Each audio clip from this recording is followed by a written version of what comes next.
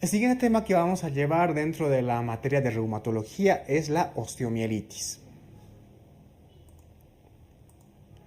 Bien, la osteomielitis es una infección ósea, como definición, ¿no? Y que se produce en la mayoría de las veces por bacterias piógenas y micobacterias, como por ejemplo el Mycobacterium tuberculosis, ¿no? Entonces, ¿cómo ocurre más o menos la entrada del microorganismo al hueso para producir la infección? Puede producirse por una diseminación hematógena o a partir de un foco contiguo, por ejemplo, por una herida penetrante, ¿no? Entonces, por ejemplo, tenemos una ITU no controlada o alguna otra infección, ¿no? Que puede regar a la sangre ciertas bacterias y estas bacterias por vía hematógena pueden llegar al hueso produciendo una osteomielitis. O de repente puede haber una infección contigua, como por ejemplo una celulitis, sobre todo en los diabéticos, ¿no? Una celulitis o algo así. Y por contigüidad puede afectar al hueso, las bacterias pueden afectar al hueso y también producir una osteomielitis, ¿no? Entonces, más o menos esas son las formas en las que se puede producir una osteomielitis. Entonces, de acuerdo a su forma, ¿no? O su etiología, la osteomielitis se puede dividir en dos tipos. Una hematógena, ¿no? Y la otra secundaria a un foco infeccioso. La osteomielitis hematógena supone cerca del 20% de todos los casos de la osteomielitis, ¿no?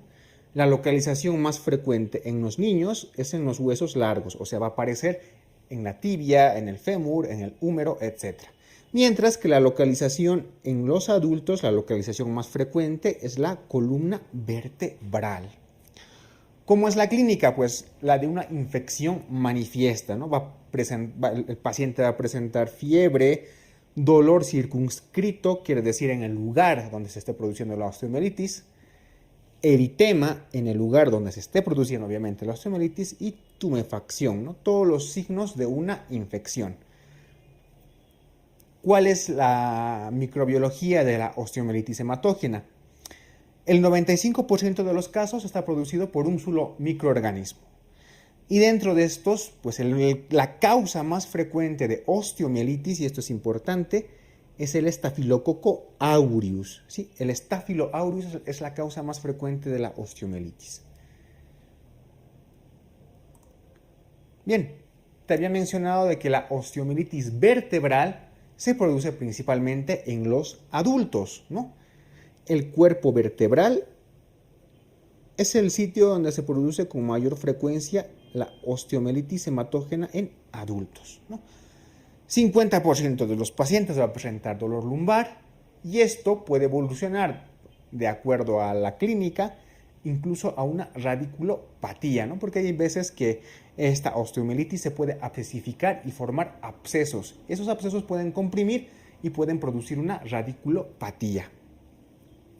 Normalmente entre el 20 y 50% de los casos presenta hemocultivos positivos, por lo que un diagnóstico más de certeza te lo va a dar la imagenología, en este caso principalmente la resonancia magnética. Aquí ves una imagen que es muy sugerente de la afectación vertebral, es muy sugerente de una osteomielitis vertebral.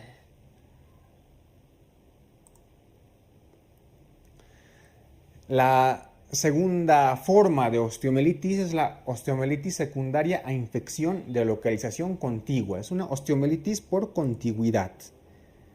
Entonces, una osteomielitis por contigüidad es más frecuente que una osteomielitis hematógena, porque representa cerca del 80% de los casos.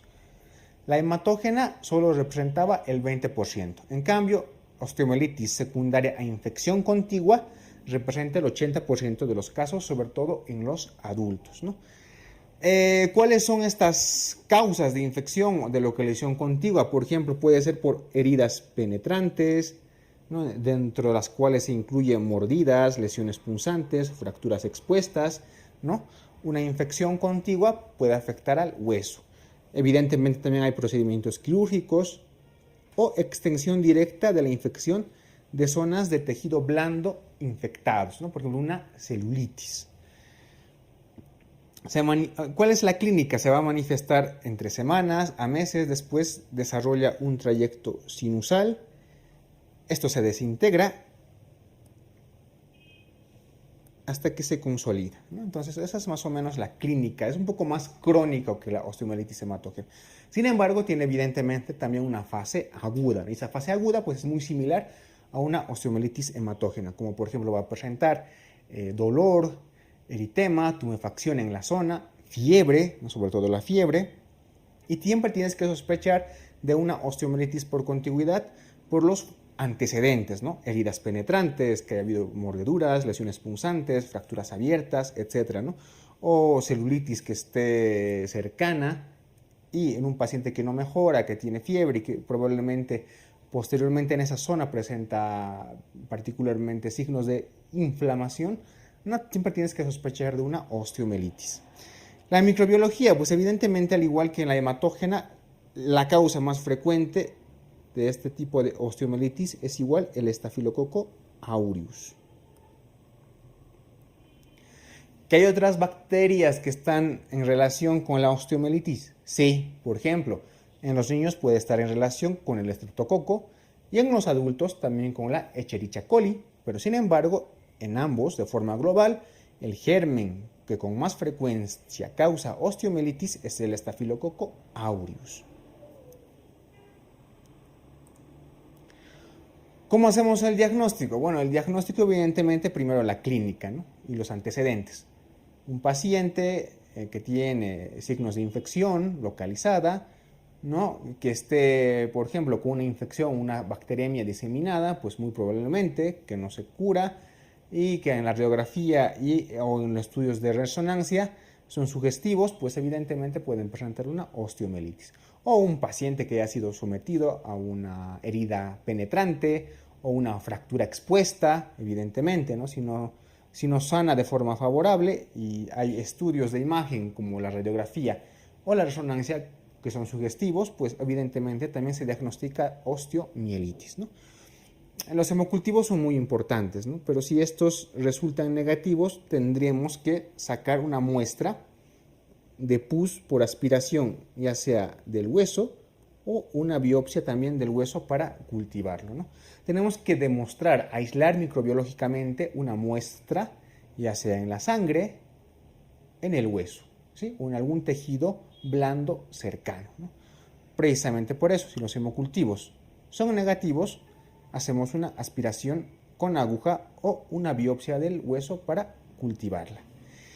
Dentro de los estudios de imagen podemos usar la radiografía que muestra lesiones líticas y edema de tejidos blandos, pero la gran desventaja de la radiografía es que te va a mostrar las lesiones más o menos en un lapso de 4 semanas alrededor.